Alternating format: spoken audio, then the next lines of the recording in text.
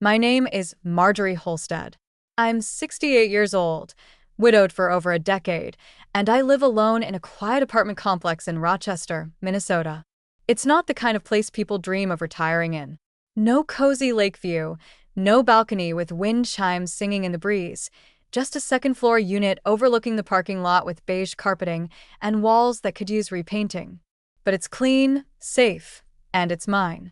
I retired 7 years ago after working 35 years as an office clerk for the school district.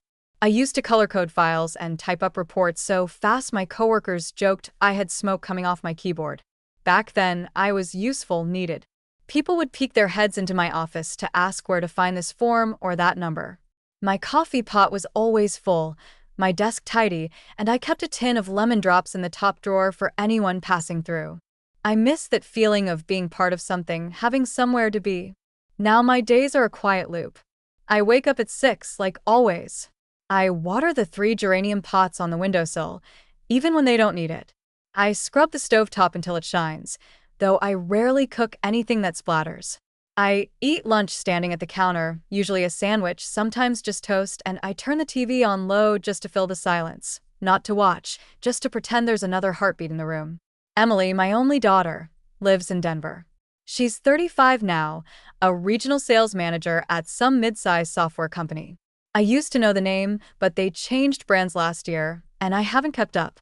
She calls me once a month on the dot, like it's a calendar reminder. Last time she called, she said, "Sorry, Mom, I'm swamped with back-to-back meetings. You know how it is." I said I understood, but the truth is I don't, not anymore. The last time Emily came home was last Christmas. She arrived on a red-eye and left the very next morning. She brought me a gift, some lavender lotion, said she picked it up at the airport, and left her suitcase in the hallway the whole time. She didn't even unpack. This afternoon, I came back from the supermarket dragging one of those wheeled carts old women use, the kind with the wobbly wheel and the squeaky handle. It's silly, I suppose, but it's easier than carrying bags up the stairs with my knees. As I turned the corner into the lot, I saw my neighbor Gladys struggling to get into her car. Her son, tall, maybe in his 40s, stepped out and gently guided her into the passenger seat. He buckled her in and rubbed her shoulder like it was second nature, then he jogged around and climbed in. They were probably going to her doctor's appointment, flu shot season, or maybe just to get ice cream. I stood still for a moment, one hand gripping the shopping cart, the other tucked under my sweater. That familiar heaviness settled in my chest, the one I've come to recognize more and more lately.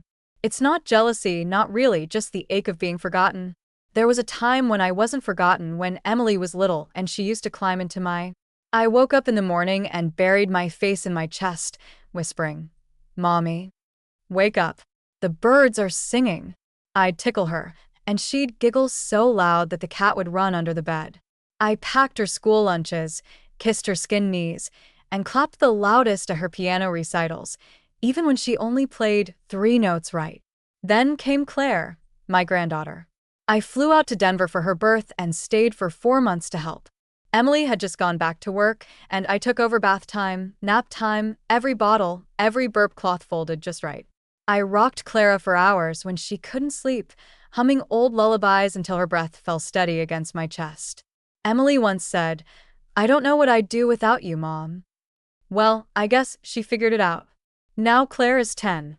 Last month, she called me on FaceTime, held up her phone with one hand while putting lip gloss on with the other. "Hi, Grandma," she chirped. You gotta go. Zoe's mom is picking us up for a movie. I didn't even get to ask what she'd been up to. The screen went black before I finished saying goodbye. The apartment is quiet again. I keep thinking if I just sit long enough, the silence might become normal, but it doesn't. A few weeks ago, I had my routine checkup at the clinic. The nurse, young and polite with an eyebrow piercing, glanced at my chart and asked, "Your daughter doesn't come with you to appointments?" I smiled and shook my head. "She lives out of state." She nodded but didn't press. Her voice changed a little after that, softer, like she was speaking to someone already halfway gone. That evening, I came home and tried to make a nice dinner. Chicken breast, steamed green beans, a bit of rice. The food turned out fine, but I couldn't taste any of it. I stood at the stove stirring the pot, listening to the faucet drip, and thought maybe I don't really exist in Emily's world anymore. Not in the way I used to. Not in the way I hoped I still did. Later that night, I watched a movie on TV, one of those dramas they play on public access channels. It was about an old woman who got evicted and ended up sleeping on a bus bench in the snow, clutching a shopping bag full of medicine bottles. No one noticed her. No one helped. In the final scene, a sanitation worker found her the next morning, frozen to death under a thin coat. It sounds silly now, but that scene stayed with me. It lodged somewhere behind my ribs like a pebble in a shoe. What if something happened to me? What if I slipped in the bathtub or fell in the stairwell and no one knew for days? What if I became one of those stories on the news that people shake their heads at and say, "How sad. She must not have had anyone." That night, I couldn't sleep. I lay there under my quilt, staring at the ceiling, watching the headlights from passing cars dance across the walls. My body felt tired, but my mind wouldn't stop spinning. I thought about the phone calls that never came, the birthdays skipped, the holidays shortened. I thought about how even Claire didn't seem to need me anymore. Around 2 a.m., I sat up and reached for my slippers. I padded softly to the kitchen. I poured myself a glass of water, then just stood there staring out the window. It was snowing lightly, tiny flakes catching the glow of the street lamp like fireflies. In that quiet, with nothing but the hum of the refrigerator and the ache of a long life behind me, I made a decision. I would pretend to be sick, just a little dizzy spell, something harmless, nothing that would make her panic. Just enough to see if she still cared, to see if she remembered that I was here, still alive, still her mother. I set the glass down on the counter and turned off the light. Tomorrow, I'd make the call. The next morning, I sat at the kitchen table, the phone resting screen up in front of me, untouched. My hands were folded, but my fingers kept twitching, thumb pressing against the knuckle of my index, then sliding back. I had already boiled water for tea and forgotten to pour it. The steam had faded into nothing. This wasn't supposed to feel like a test, but it did. I reached for the phone, hesitated, then pressed call. Emily's face popped up, her corporate photo, all crisp blazer and polished hair. I stared at it until the ringing began. 1, 2, 3. She picked up just before the fourth ring. "Mom, hey, I'm just stepping into a meeting. Is everything okay?" Her voice wasn't harsh, but it was brisk, tight, like she was speaking through a crack in a closing door. "I'm not feeling well," I said, soft and slow. "It's been 2 days now. I've been dizzy, some tightness in my chest. I haven't been able to eat." There was a pause, just a second, then she asked, "Do you think it's a cold? Did you take your meds this morning?" "I did," I said. "Hey, well, did you try lying down? Sometimes when I skip meals, I get lightheaded too. Maybe it's your blood sugar." I waited for something more, but it didn't come. She was already shifting the weight of the conversation into manageable boxes. "I just feel off," I said. "I don't know. It's not like before. I'm a little scared." Another pause. I could hear voices in the background, a keyboard clacking. She must have put me on speaker or nudged the phone against her shoulder. "Should I call Dr. Peterson for you?" she asked. "They might be able to squeeze you in, or urgent care's open on Wednesdays, I think."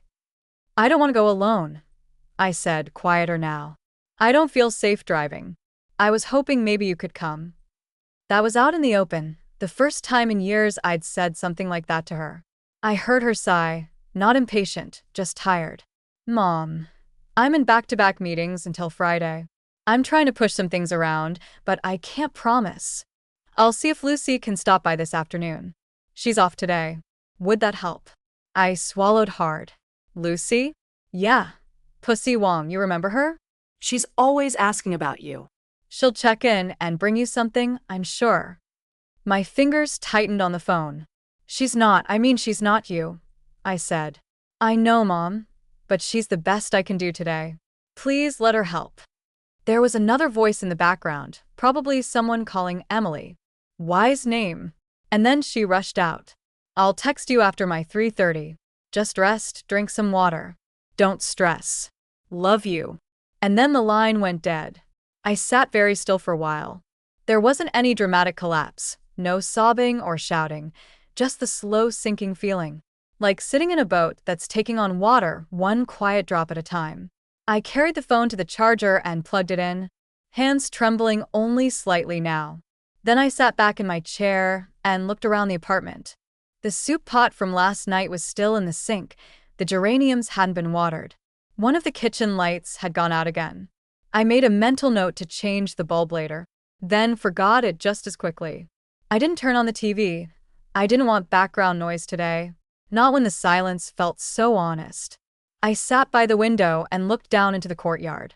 The kids from Tubi were kicking a rubber ball between the trash bins again. Their laughter echoed up through the cold air, sharp and bright. I envied their closeness, the way they shoved each other, shouted each other's names, always in orbit around someone else. Emily used to shout for me like that, used to run to me with news about her day, her friends, her dreams. She used to cry in my arms, not just over heartbreak but scraped knees and lost pencils. There was a time I was her first instinct. I was a task, a line on a list. As the day dragged on, I kept glancing at the phone. Nothing at lunchtime. I warmed a can of chicken broth, but only took 2 sips. The rest sat cooling beside the stove, untouched. I tried telling myself she was busy, that she cared in her own way, that the old mother-daughter closeness just doesn't survive adulthood. Sometimes not because of malice, just time, pressure, distance. I even tried laughing at myself. What kind of grown woman fakes illness to see if her child still cares? I said aloud. Then I caught my reflection in the microwave door. My mouth twisted just slightly, as if the joke hadn't landed. Around 3, I pulled down the photo album, the one with the cracked brown cover and peeling plastic pages. There was a picture near the front. Emily in 3rd grade holding up a spelling bee ribbon with both hands, her missing front teeth framed by the biggest grin I'd ever seen. I was kneeling next to her, hand on her back. I remember that day. She looked at me like I was the whole world. I closed the book slowly. By 4, still no message. I walked into the bedroom and sat at my vanity. The light there is harsh in the afternoon, brings out every line, every crease. I looked into the mirror and reached for the picture frame. Near the edge, it held a black and white photo of me and Robert on our wedding day. He looked so young, so sure. I spoke to him then, voice barely above a whisper. "Do I seem ridiculous to you?" I asked. Am I just some old woman chasing scraps of attention from someone who's already moved on? The photo, of course, said nothing, but I stared at it anyway, as if somewhere behind the glass he was still listening. At exactly 4 o'clock, the doorbell rang. I had been sitting in the armchair by the window for nearly an hour, trying not to watch the time, but watching it anyway.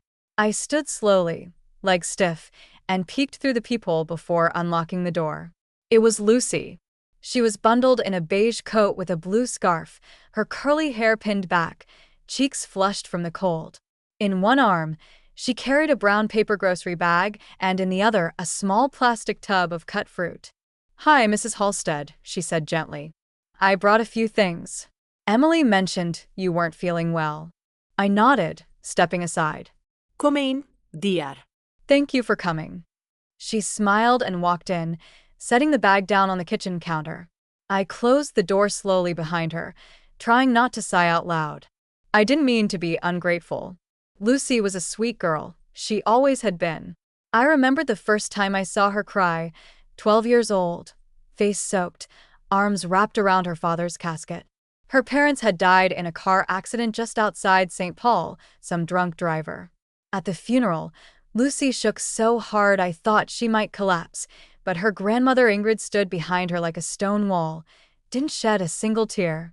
That woman had already buried a husband and a son. She stood straight through the whole service, one hand on Lucy's shoulder, the other clenched tight around a handkerchief she never used. I've respected her ever since. She raised Lucy into a kind, resilient young woman. Emily always said Lucy was the most dependable person she knew, and I believed her. If my daughter had to send someone in her place, at least she sent Lucy. "I brought a few things for soup," Lucy said, unpacking onions, carrots, fresh ginger, and some grapes and melon. I figured warm food and fruit might help. You didn't have to go through the trouble, I said, my voice soft. She smiled. It's no trouble. I offered to make tea, but she waved me off and began boiling water herself, moving around my kitchen like she had done it a dozen times. I sat down at the dining table and watched her quietly, the sound of the faucet and the chopping board filling the silence. Emily's just a bit slammed this week, she said after a few minutes, her voice careful. She wanted to come, she really did. She just hasn't been able to figure it out yet. I didn't respond right away. She says that a lot, I finally murmured, eyes on the floor. She's always just about to figure it out. Lucy looked over her hands, paused on the knife.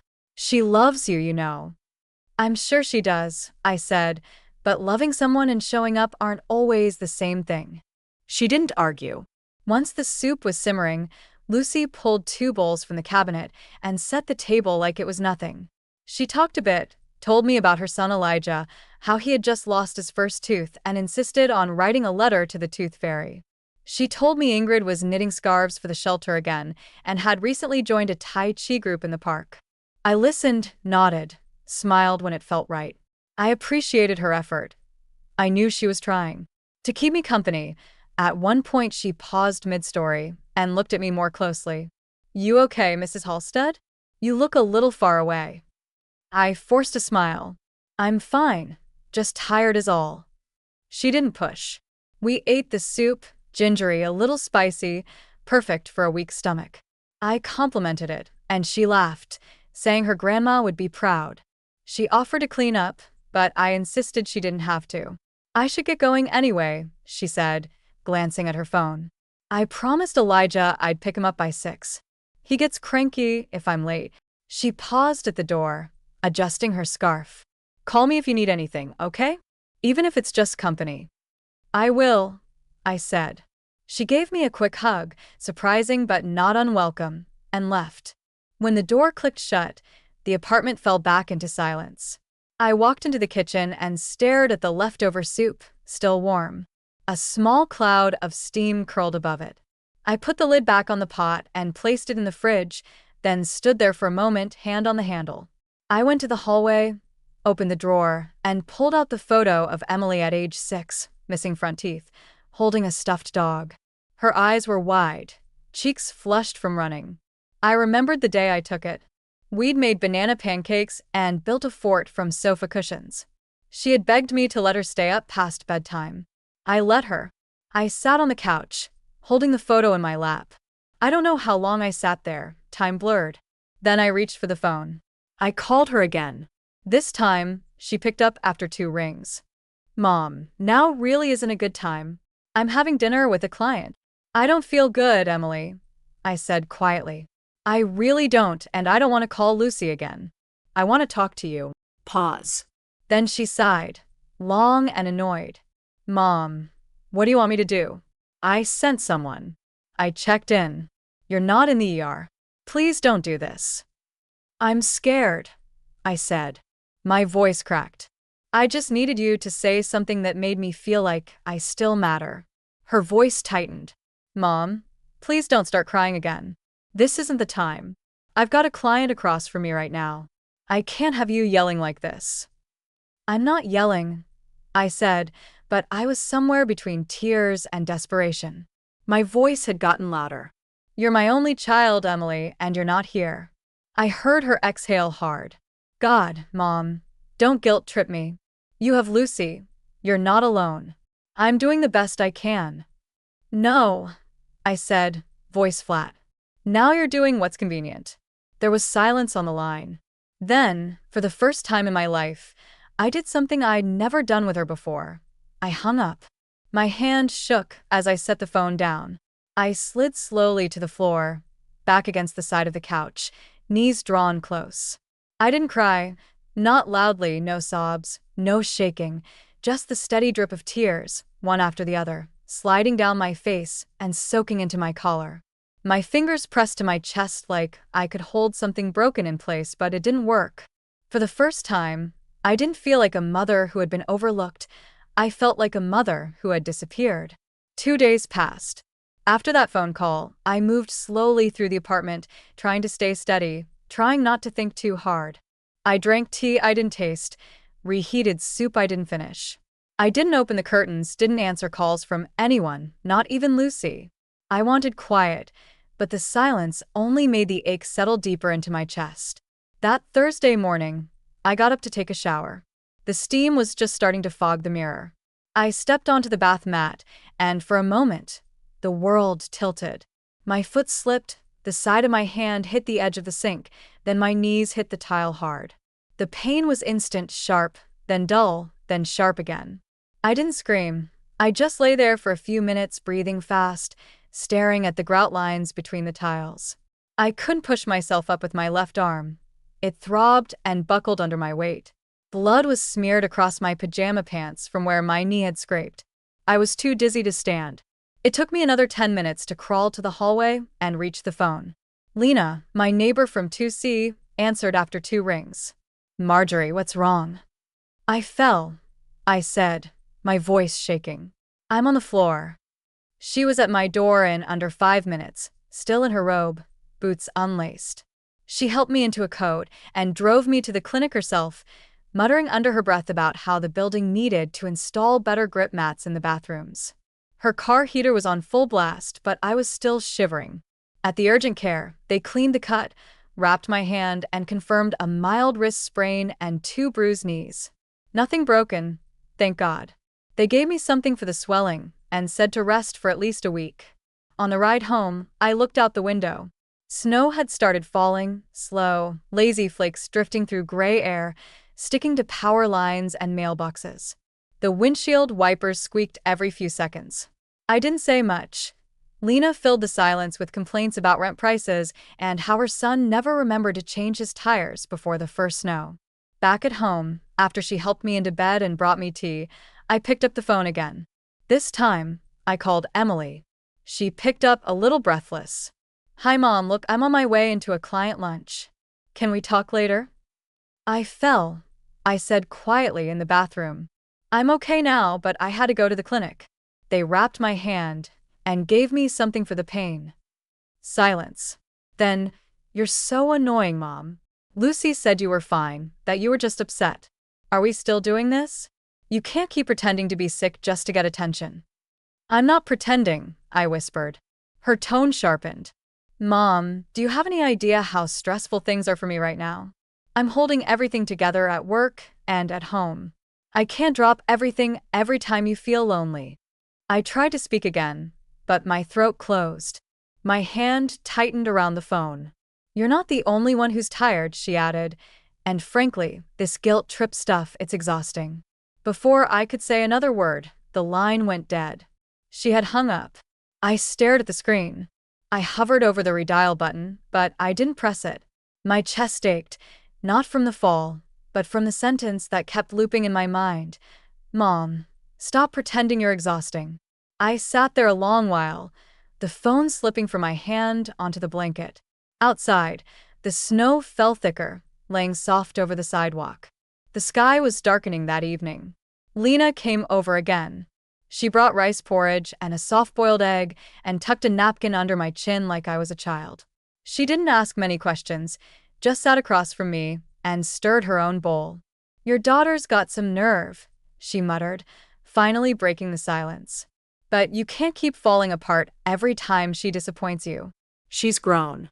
You need to stop waiting for her like she's still 5 years old." I didn't answer. I nodded because it seemed polite, but her words felt far away. I couldn't taste the porridge, couldn't even smell the ginger she'd grated into the broth. All I could hear was Emily's voice. "You're exhausting. You're pretending. I'm tired of this." The room blurred for a moment. I blinked and stared down into my bowl. A little later, Lena's son came by, Peter, the one who works at the courthouse. He walked in holding a mesh fruit basket with a little gold bow tied to the top. "Hi, Mrs. Halstead," he said warmly. "Heard you had a bit of a fall. How are you holding up?" "I'm all right," I said. My voice sounded unfamiliar in my own ears. He nodded, then glanced at his mom. "Was it cold outside?" "Mom, the roads are pretty slippery too." "I've driven in worse," Lena grumbled. "Did you eat anything yet?" He laughed. "No, But Hannah's making your favorite, braised pork belly with sweet soy. Says she's got the good rice on the stove, too. He reached over to give his mom a kiss on the cheek before glancing back at me. If you need anything, just holler. We're 2 doors down. Thank you, I said politely. You're very kind. Lena caught something in my face. Maybe the way my eyes shifted when he mentioned favorite dishes, or maybe the way I held the spoon like it was too heavy. She gave a small nod toward Peter, and they stood. We'll leave you to rest, she said. Eat while it's warm. I thanked them again. When the door closed behind them, I didn't move. I sat there with the bowl of soup in front of me, steam rising faintly, cooling fast. I picked up the spoon and dipped it in. Slowly, I swallowed. It tasted like nothing. I woke up the next morning before the sun came up, not because I had something to do, not because I felt rested.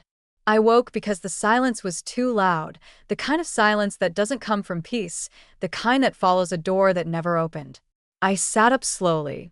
My knees ached badly, especially the right one.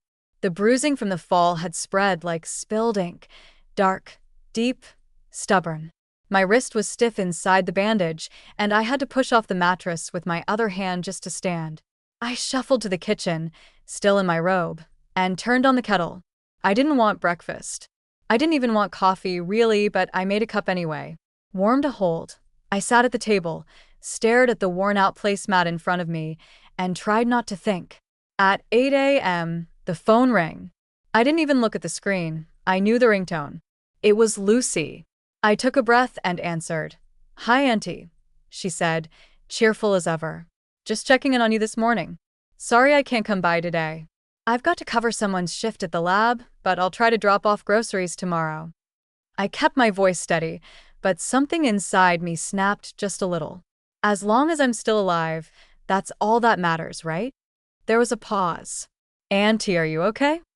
Lucy asked carefully. I closed my eyes, already regretting how that came out. I'm sorry, I said softer. I didn't mean that. I'm just tired. Lucy, really tired. Her voice turned gentle.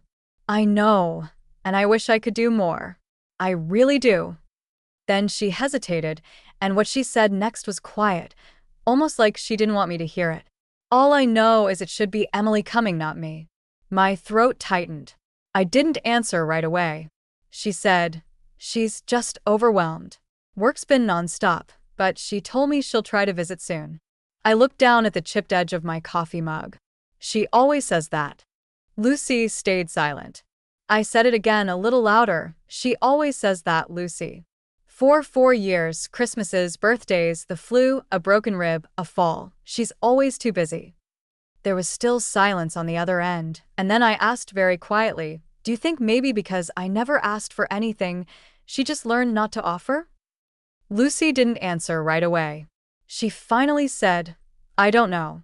She told me to call if I felt worse, that she'd try to bring soup tomorrow. She sounded worried but careful. Then she hung up. I set the phone down slowly and stared across the room. Out on the balcony, my geraniums were still blooming.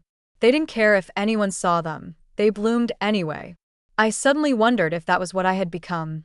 Something still alive, still showing up, but no longer seen. A few days passed like fog. I barely ate. My sleep was broken into short, confusing stretches. Sometimes I woke gasping. Sometimes I didn't know if it was morning or evening. The walls all looked the same in the dark. On Thursday, I almost fainted again, while brushing my teeth. That scared me enough to call the clinic. Dr. Callahan could see me that afternoon. I rode the bus, clutching the railing the whole way, nervous I might fall again. At the office, she checked my blood pressure, tapped on her keyboard, and frowned, the way doctors do when they already know what they're going to say. Marjorie, she began, you're not just physically exhausted, you're emotionally burned out. I didn't respond. I just stared at the floor. You've been through a lot, she continued. Isolation, emotional stress, loneliness. I believe you're dealing with depression and it's affecting your body. That's what's causing the dizziness, the fatigue, the tightness in your chest. I kept quiet. She handed me a printout with a list of therapists and said she could also prescribe something mild to help with sleep. Then she added gently, You need more than medication. You need someone to talk to, you need support, and you need to let yourself feel this. Grief doesn't always come from death.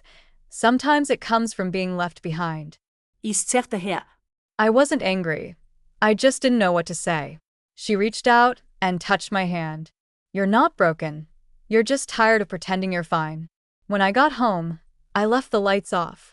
I sat at the table again, same spot, same mug still sitting there from that morning. I thought of calling Emily again. I didn't. I thought of Lucy's voice. I thought of Lena's boy and how gently he had asked his mother if she'd eaten.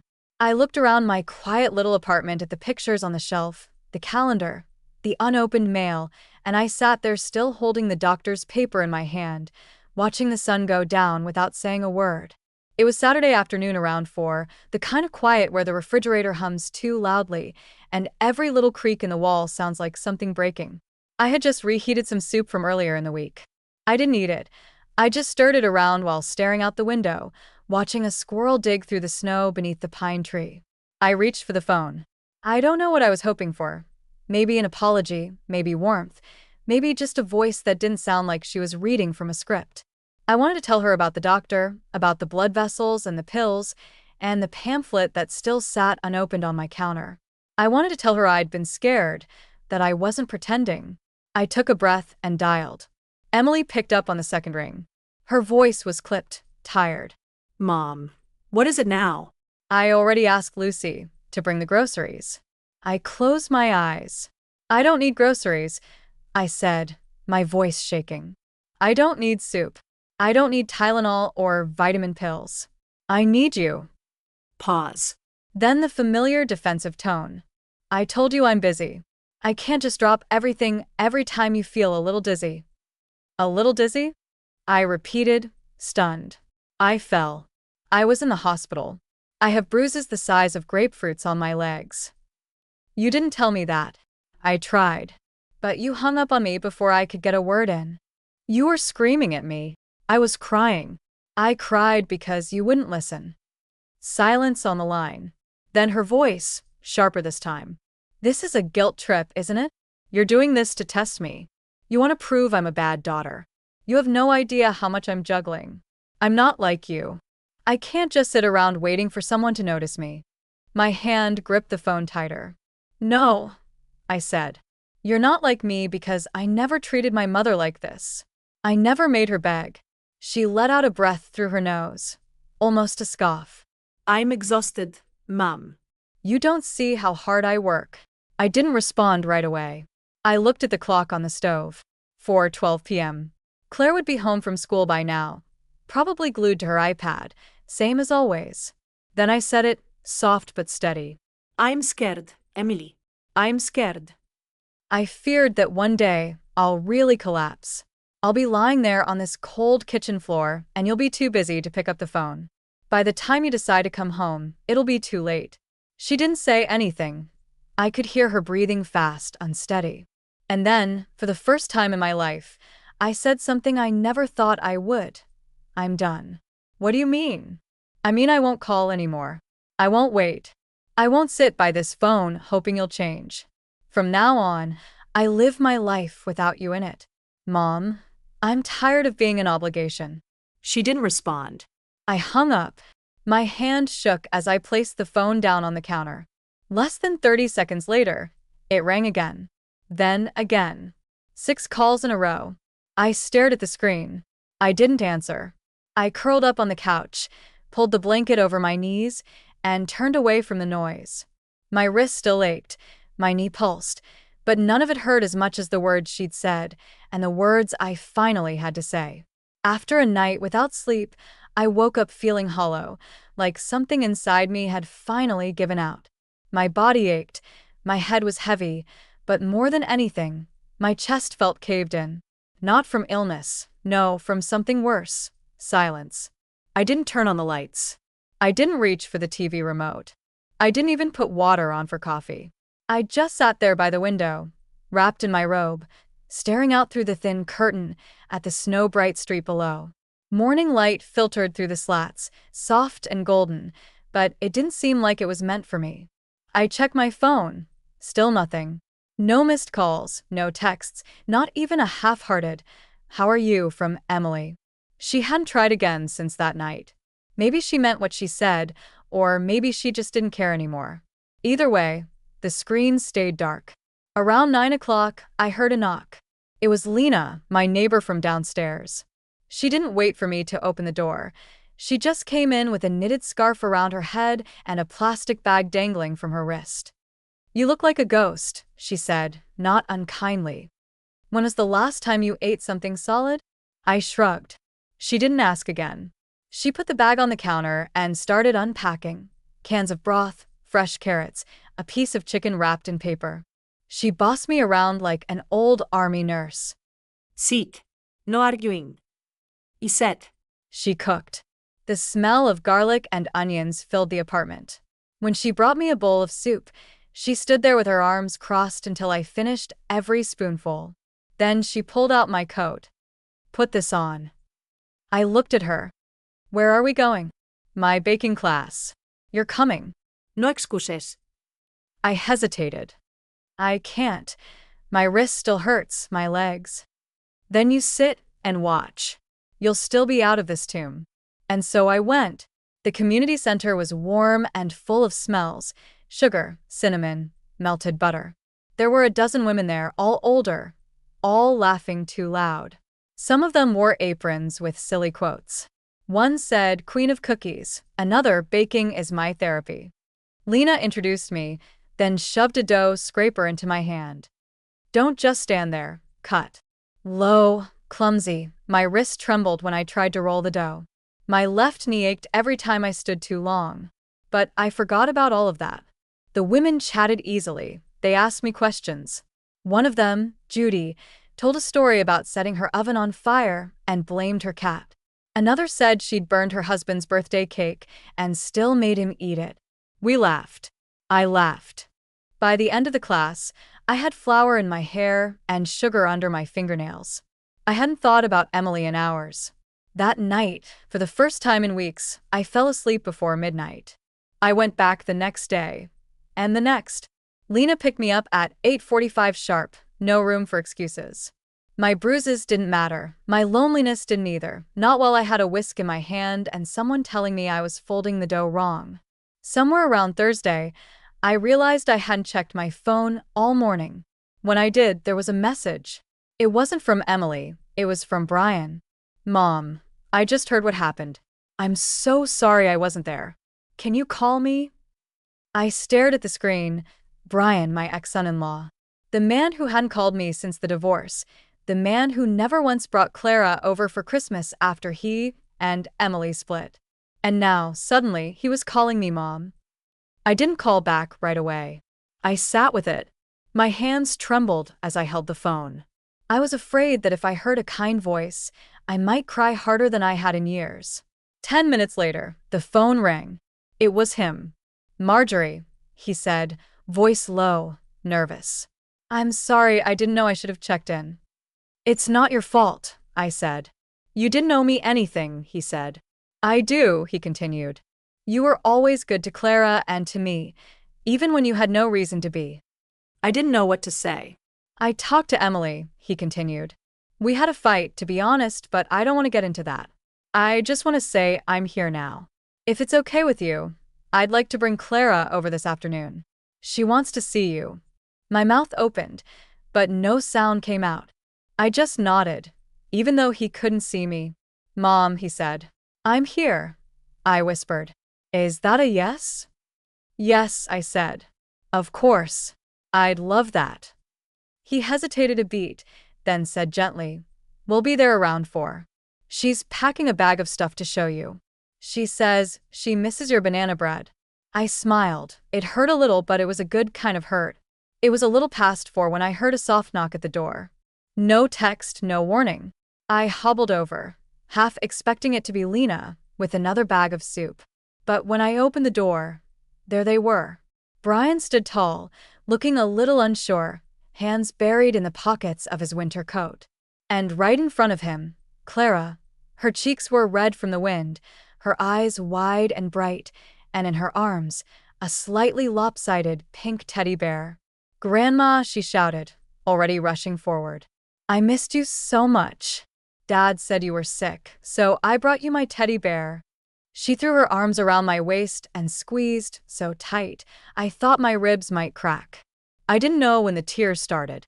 One moment I was smiling, and the next my chest gave out. And I sobbed into her little shoulder, one hand in her messy hair. Not because I was sad, not because I needed help, but because for the first time in what felt like forever, someone had walked into my home not out of duty or pity or obligation, but because they loved me. The next day, I woke up to the sound of Clara humming in the kitchen.